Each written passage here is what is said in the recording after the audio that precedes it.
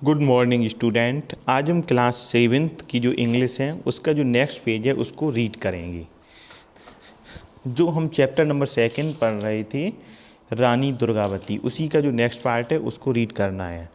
The peaceful Rajput citizens were duly alarmed. जो peaceful Rajput जो citizens थे, वहाँ के नागरिक थे, वर ड्यूली यथा समय पर वो क्या थे, उस समय भयभीत थे। क्या थे? भयभीत थे। They had never expected to hear. उन्होंने कि ऐसा कभी नहीं सुना था, ऐसी उम्मीद नहीं की थी। Here of is such an invasion, ऐसे एक आक्रमणकारी की। दे वर होपलेस। वो कैसे हो गए थे? होपलेस हो रहे थे। उनको ये नहीं समझ में आ रहा था क्या करना चाहिए और क्या नहीं करना चाहिए।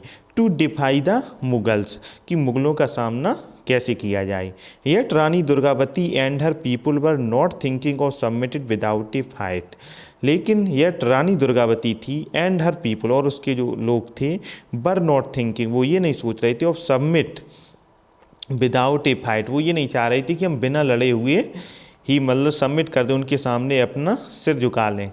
What ever the consequence might be, whatever the consequence might be, we should strike a blow at the Mughals and put her trust in the bravery of her people. जो कंसिक्वेंस होता है, परिणाम या नतीजा, माइट, वो है जो उसके परिणाम नतीजे के बारे में जो सोच रही थी। वो क्या सोच रही थी? She would strike a blow at the Mughals and put her trust in the bravery. उनको अपने जो लोग थे उनकी जो बहादुरी थी, ऑफ हर पीपल, उस पर विश्वास था। लेकिन वो मुगल के सामने स्ट्राइक करने के बारे में सोच रही थी कि किस प्रकार से उनका स्ट्राइक किया जाए। He summons to arms roused the courage and determination of all her subjects. He summons or her summons to arms, roused to courage, उनका courage में साहस, and determination में होता है दृढ़ निश्चय, of all her subject, जो उनका साहस और दृढ़ निश्चय था वो पूरा था। ऑफ ऑल हर सब्जेक्ट, सभी पर। एवरी एडल्ट, जो प्रत्येक एडल्ट था, हु कुड फाइट, वह क्या करना चाहता? फाइट करना। Answered his country call and in A short time, जब उनको बुलाया जाएगा कंट्री से इस कम समय में। The little city was able to put a fully equipment army in the field. तो क्या होगा? जो छोटा सा शहर है, was able to put a fully equipment, उनके पास सारे इक्विपमेंट होंगे। कौन से? लड़ने वाले। आर्मी इन द फील्ड, और वो किस में होगी? युद्ध के मैदान में।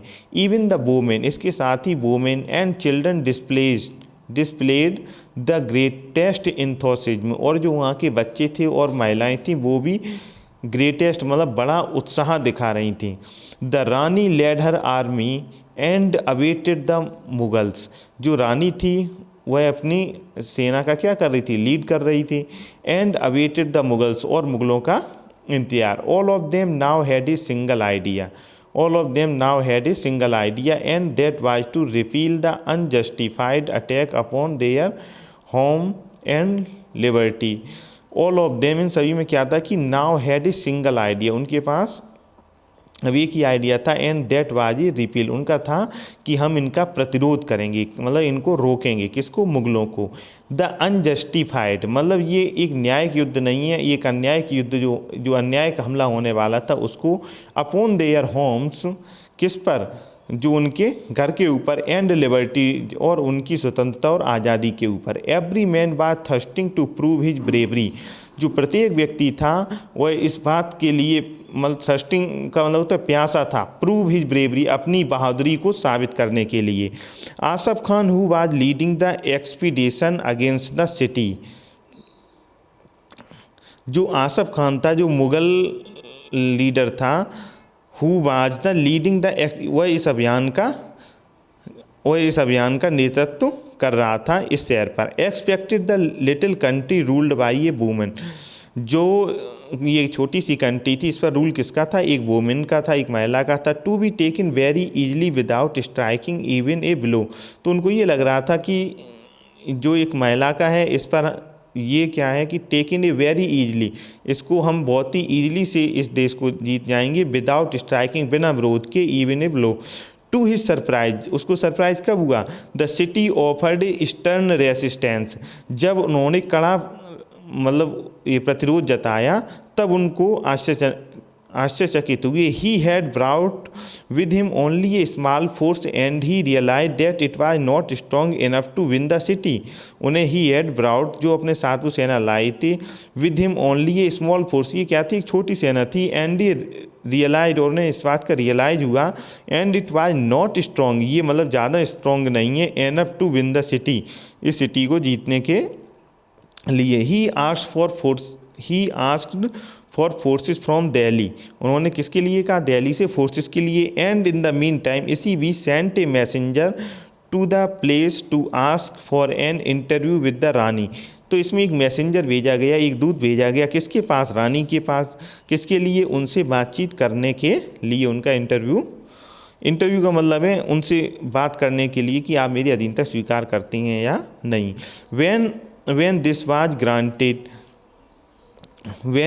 granted, the messenger bowed to her respectfully and said, "O noble queen," जो respectfully गया, कौन, जो मैसेंजर गया उसने कहा, "O noble queen, I come from Asaf Khan," मैं किसकी तरफ से आया हूँ, आसफ खान की तरफ से, the viceroy of the great Mughal emperor, वो वॉइसरॉय किसके हैं, the great Mughal emperor Akbar के।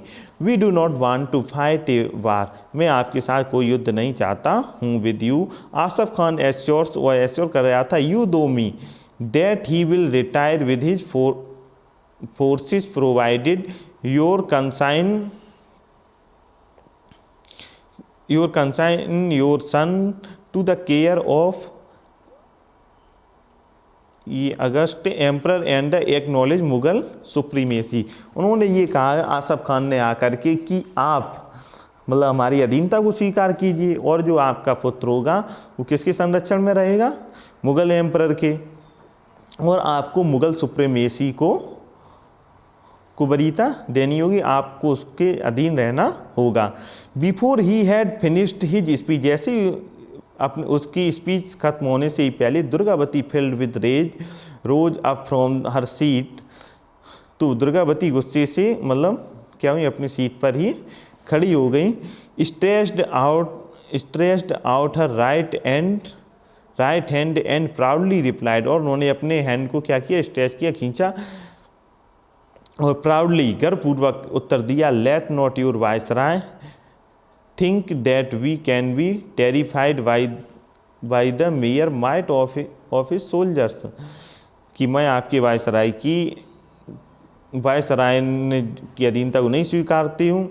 Think that we can be terrified, ना ही मैं उनसे डर सकती हूँ, by the mere might of his soldiers, जब तक कि उसके सैनिक मेरे पास हैं। Tell him that we do not care to boast in words, tell him, उसने बताया, we do not care to boast in words but long to meet him in yonder plains, let the event decide whether we are to be independent और to accept the supremacy of your sovereign.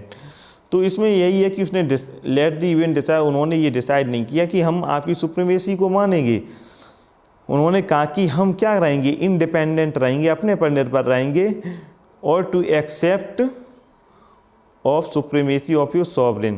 फिर इसमें आता है with these words she sent the message away, with the words, इसके साथ उन्होंने क्या message send किया, Asaf Khan could not bear it as soon as he had received more soldier, और उसने कहा कि Asaf Khan could not be, इसको सहन नहीं करेंगे जो आप मना कर रहे हैं, as soon as he had received more soldiers, और उनको क्या है, और अधिक सैनिक मिल जाएंगे। He advance towards the city, जो कि सिटी को जीतने के लिए फिर एडवांस हो जाएंगे। The Rajput army with the Rani herself leading it, जो राजपूत आर्मी थी with the Rani herself leading it, it came out to meet him and thus the two forces stood facing each other, और फिर क्या होता है कि दोनों सेनाएं एक दूसरे के आमने सामने आ जाती हैं।